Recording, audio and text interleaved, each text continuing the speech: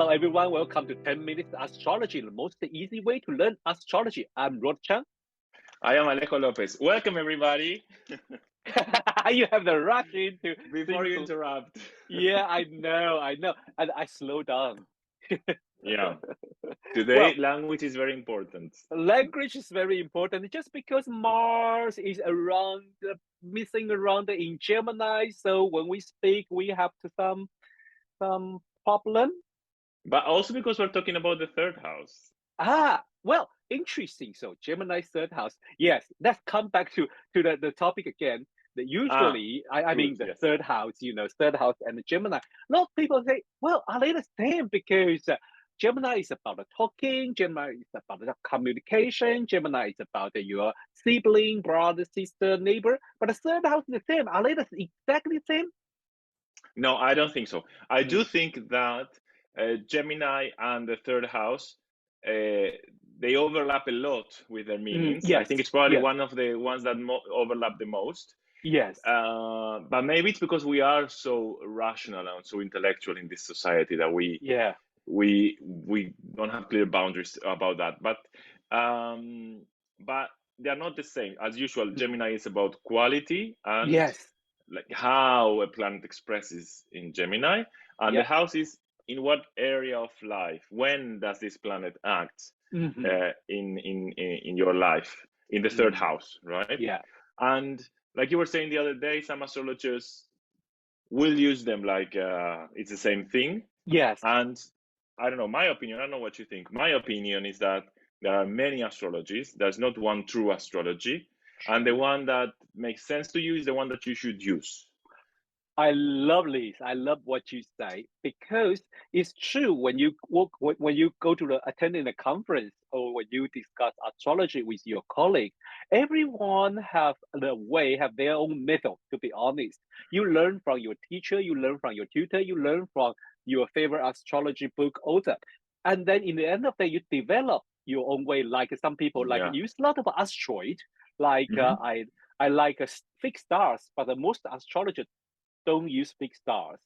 And I think we have to listen to each other and learn, but if not, respect each other. You couldn't say, oh, that's nonsense. I faced something like this when I was much younger. And some people just like, oh, that's nonsense. I said, wow. Yeah, no, I think it's very important to remind ourselves that we connect with these symbols from a subjective perspective. So it's like the house systems. There are, I don't know how many house systems. Oh God, yes. Right? Yeah. And some people that they're really fighting to use the true house system. And okay, I think this will define how you stand, what astrology is to you. If to you astrology is a science, maybe you will have to choose some things over other, because some things you will consider valid and other invalid. My stand, for me, astrology is not a science. It's quite the opposite. It has to do more with divination, with creativity, and with something which is uncertain, unexpected, that we cannot fully control. So that means that I have no problem in accepting that another astrologer could do the same chart and, like you said, put asteroids, put fixed stars. I don't use the fixed stars. I don't know much about them. And some astrologer could put fixed stars, could put asteroids. The other day I met an astrologer in Amsterdam who was using the black light. He was using the black sun, the black moon, the black midheaven, something like that. Yeah. And to him it makes sense. And when he does the reading, he conveys a message that for the client, it also makes sense. Yeah. So I think that's perfect, because this is what we're looking for with astrology, like a personal meaning. Yeah. So I think it's very important to have critical thinking, so you can choose what to use according to what makes sense to you. And you're going to probably attract people in your work as astrologer that actually resonate with that. But if somebody else is doing some other job, just let them be. Or karmic astrology, for instance. Some people love karmic astrology. I couldn't go that way. I'm really not into that. But I'm sure there are people who go to a karmic astrologer. The message they get is very meaningful and powerful for them. Yes, I 100% agree. Great. When I have a client asking me, I want you to tell me about my past lives, I have to tell them, no, this is not the astrology I do, but Yeah. maybe you can go to this astrologer who is Yeah. specialized in that, and probably he will have something for you that's Yeah, interesting. Yeah. exactly. So that's one thing. I think this is very important and a crucial message. I have to be very honest with our audience. This you don't get from the book. What we just Mm, talk about is the experience of a professional astrologer, and it's also we pass on each other in our school. In our school, when we're teaching, or when our teachers told us, we pass this kind of spirit to each other, and but you don't really people write it down in the book. So this is quite yeah. important message apart from we learning the house interpretation and the star, the planet. So, but that fact focus on the third house day because we're going to talk about the third house. So, Okay, but I think this has to do with the third house because one of the mm-hmm, themes of the third house is our understanding of the world, yeah, right? So the third mm-hmm, house is related to how our brain works, mm-hmm, how we think, how we yes, understand the world. yes, So and how we collect information from the world. mm, So I think it makes it's very much in relation to what we were saying because exactly, every one of us will have a different third house with a different mm-hmm, sign, perhaps different planets inside, mm-hmm, and so the way we understand and the way we think and the way we learn is going to be different. mm-hmm, So probably there's something of that also in the way you speak about astrology. So if you're true, more into scientific astrology, mm-hmm, maybe your third house has a lot of signs, maybe Capricorn, Aquarius, things that you need to kind of make sure that they are real, they are working, yeah, like yeah, test. yeah, And again, it's not a bad approach. It doesn't mean that scientific astrologers are crazy. No, it's their approach. mm-hmm, And mm-hmm. maybe this is speaking about who you are. Yeah, Probably, maybe they have maybe like sun in third house. So the one I believe is the truth. maybe, exactly. Yes, something like that. Yes, Yeah, exactly. yeah, it's nothing right or wrong, but it's how we express and how our mindset going and how we communicate. Because suppose like what I say, the example, the sun in the third house, I say the truth. I say what I see, and I say what I think. It is kind of a very interesting way, but there is the only truth because the sun, the soul, the only thing, the one, the only. There is no other things, and Yes. that could be the sun in the third house go extreme. Yeah, especially for instance, if the sun is, let's say, in Aries Mm, or in Scorpio or in Leo, these kind mm-hmm, of intense signs that are very like self-trust. They have a strong sense of pride, perhaps something like mm-hmm, that. yeah, yeah, Or with Aries, maybe it's more like the idea of competition, being the first, having mm, the truth, right? yeah, yeah, yeah, Maybe you have the sun in Gemini in the third house. So if that's the case, yeah, sun in Gemini is more like I'm curious, I want to learn. So it's yeah, like yeah. probably each day you wake up and you have a different idea of what Yes, astrology is true. because it's a So mutable sign. I need to correct my yesterday what I say. Yes. My flatmate is a Gemini, Uh-huh, uh-huh, and I'm creating my home now here in uh-huh. Athens, and he's a chef. So I asked him about advice about the kitchen, which one I should buy. And he gave me a whole speech a month ago, like telling me how people are so picky with kitchen. And he was like, Mhm. the only thing you need to do, just go and find the one you like, because all of the brands in the end are the same. The heat is always the same, gas, induction, Okay. electric.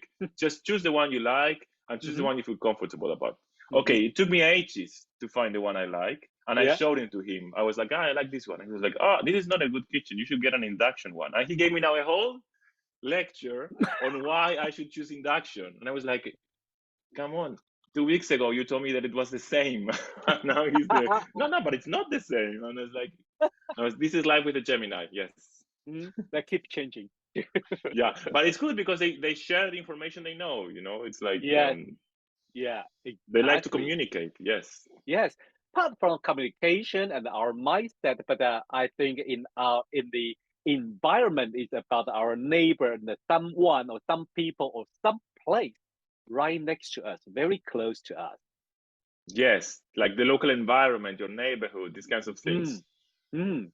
That is quite interesting because your third house can describe your relationship with your sibling, with your neighbor, and how what you do in your community, in your town or on your street, and that is quite interesting because how you going to this is part of very important in your life because you have to deal with them every day.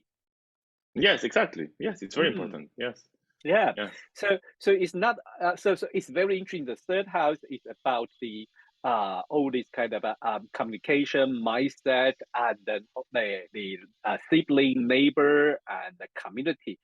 The difference between third house and the Gemini, because one thing I can relate it is the Gemini is a mutable sign. So the yes. planet in Gemini, they have that flexibility and able to change, able to, shifting. But the planet in third house may not own that quality. Exactly, That just like you were saying, like a sun in Leo in the third house mm, might not be so prone to change in their thoughts. They might be hmm very proud of their what they thoughts say. and their ideas and what they say, and they will be Mm, like, "No, I'm not changing. This is my conclusions, and I'm very proud of how I got there." Or a Taurus, let's say Mercury in Taurus in the third house is like, hmm I I stick speak to my what I. mind. It's Yes. practical. It works. I've thought Yeah. about this 1,000 times, usually, because if it's in Taurus, it means it went through a slow process of thinking before Hmm reaching the conclusion. So it's like, I'm not changing my mind. Yeah. hmm I think it's interesting to try not to be judgmental. I mean, maybe the comment I did with my friend sounded a bit judgmental. I think it's important not to be judgmental. Both things are a gift. If you have the gift of flexibility and hmm mutability and mm versatility, so you can change and you can see different perspectives, it's a gift. And then if you hmm have the something more like in a fixed sign, so it's also a gift to be able to keep up with your thoughts and your ideas Yeah. and not to be affected so much by what other people think or tell you or the other information that you get. So in both things, we have a gift. Then depending hmm on who you are, what you hmm might appreciate more. hmm Some people will go like, yeah, life with a Gemini is great because they have so many ideas. They're always bringing curiosity. You learn so much Yeah. with them. And some hmm people will go, oh no, life with a Gemini is a mess because they're always changing. So it's Uh, really, it doesn't talk so much about the Gemini, it talks more about hmm who you are and how you Yeah. feel about that quality. Yeah, that is kind of, that is quite important how we reflect, how we reflect. That is also in the third house, it's quite interesting. Before we jump to today's example, you want to add anything in the third house? No, I would say let's wrap it up because I think Yeah. we were really Oh, I third house know. and going all Yeah. over the place. So third house, we would say it's how we think, how we talk, how we reach to conclusions, how we learn. hmm Then we would say it's a relationship to our siblings and our local environment. So it's like hmm those people who are equal to us, but that we haven't chosen, our siblings, our neighbors, our local environment. Mm. And that's it, right? I'm not forgetting anything. Sure. Yeah. Yep. I think Okay. that's the most essential. So, Yeah. well, because last time we chose the Brittany as an example, and today we'll continue because it's quite interesting. She has a very busy Ah, third house. That's why we continue use this example. And I would suggest, she has a Venus in fourth house. So next time when we talk about fourth house, we'll continue use this one. yeah, nice, good. But she has a very busy third house. Have you seen the three planet in the third house? Yeah, so what do you think it means when somebody has many planets Okay, in the same house? that is crucial. Okay, this doesn't mean she is a great speaker, or this doesn't mean she learned very well. No, this only tell me one thing. Only one thing. If I didn't go deeper, this only tell me, oh, there is three planets in one house. Tell me this house is a very important area in her life, and then Mm, we go deep, analyze these three planets, how they has impacted each other, how they influence each other.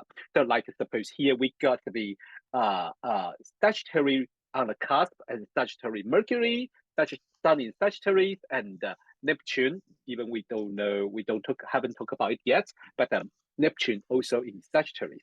So this gives me an idea about this this house is like a very important and very personal, have a strong impact in her personal life. Then about what she say, what she think, because Mercury is about what she say, what she think, and the Sun, how her identify herself. This is also related to her mind, her talking, and maybe her relationship with her sibling. We know she has a sister and who is certainly very important to her in also in her life. So no, it doesn't matter their relationship good or bad, but yeah, that sister has a strong impact in her life. So how would you interpret this Mercury in Sagittarius in the third house?